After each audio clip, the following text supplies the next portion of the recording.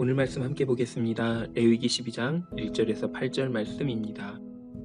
여호와께서 모세에게 말씀하여 이르시되 이스라엘 자손에게 말하여 이르라. 여인이 임신하여 남자를 낳으면 그는 이래 동안 부정하리니 곧 월경할 때와 같이 부정할 것이며 여덟째 날에는 그 아이의 포피를 뵐 것이요 그 여인은 아직도 33일을 지내야 사녀리 깨끗하리니 정결하게 되는 기한이 차기 전에는 성물을 만지지도 말며 성소에 들어가지도 말 것이며 여자를 낳으면 그는 2일에 동안 부정하리니 월경할 때와 같을 것이며 사녀리 깨끗하게 되면 66일을 지내야 하리라. 아들이나 딸이나 정결하게 되는 기한이 차면 그 여인은 번제를 위하여 1년 된 어린 양을 가져가고 속죄제를 위하여 집 비둘기 새끼나 산 비둘기를 회막문 제사장에게로 가져갈 것이요 제사장은 그것을 여호와 앞에 드려서 그 여인을 위하여 속죄할지니 그리하면 사녀리 깨끗하리라. 이는 아들이나 딸을 생산한 여인에게 대한 규례니라. 그 여인이 어린 양을 바치기에 힘이 미치지 못하면 산 비둘기 2마리나 집 비둘기 새끼 2마리를 가져다가 하나는 번제물로 하나는 속죄제물로 삼을 것이요 제사장은 그를 위하여 속죄할지니 그가 정결하리라.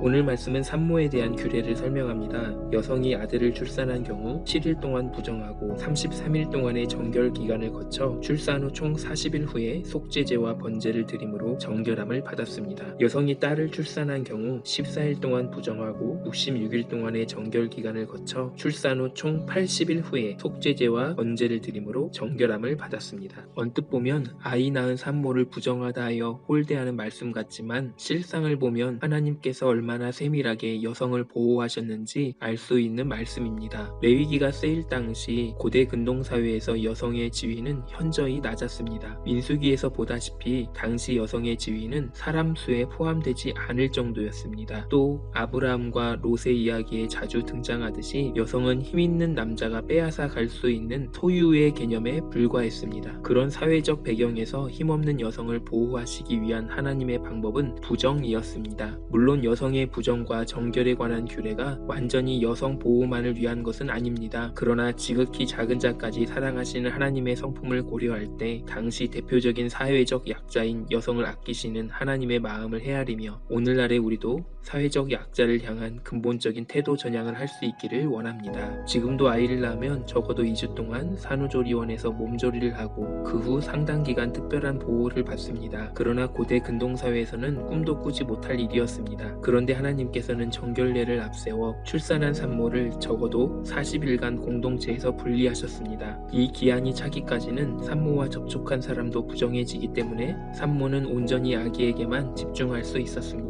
심지어 산모가 함부로 물건을 만지거나 다른 장소에 갈 수도 없었기 때문에 산모는 불필요한 노동에 시달리지 않을 수 있었습니다. 그야말로 완벽한 산후조리가 가능했던 것입니다. 게다가 딸을 낳았을 경우에는 80일간 분리되었습니다. 왜 여아를 출산한 경우 2배에 달하는 기간 동안 분리되는지에 관해서는 여러 학설이 있습니다만 저는 남아선호 서상이 뚜렷한 시기에 산모와 딸을 보호하시기 위한 뜻도 포함된 규례라고 확신합니다. 아들을 낳지 못했다는 비난과 원하지 않는 딸로 태어났다는 저주와 이로 인한 물리적 위험으로부터 보호받을 장치가 필요했던 것입니다. 이처럼 40일 또는 80일간 분리 보호된 산모는 그 후에 속죄제와 번제를 드림으로 정결하게 되어 다시 공동체에 복귀할 수 있었습니다. 오늘 말씀에서 약자인 여성을 보호하시는 하나님의 성품을 따라 지금 우리 사회가 품고 보호해야 할 약자는 누구일까요? 또 내가 보호의 손길을 내밀어 줄 수 있는 사람은 누구일까요? 예수님께서는 환자, 장애우, 창녀, 세리, 죄인, 가난한 자, 사마리아인 등 끊임없이 사회적 약자들을 찾아가시고 그들에게 사랑과 구원을 베푸셨습니다. 내가 작은 예수가 되어 품어줄 사람은 누구일까요? 오늘 말씀이 전해주시는 하나님의 마음, 예수님의 마음을 거룩한 부담감으로 여기며 성령님께서 그 대상을 보여주실 때에 준비된 모습으로 그를 품어줄 수 있는 우리 듀나미스가 되길 소망합니다. 여기까지 오늘의 큐티 나눔이었습니다. 말씀을 사모하는 듀나미스 여러분, 우리 내일 또 만나요. 안녕.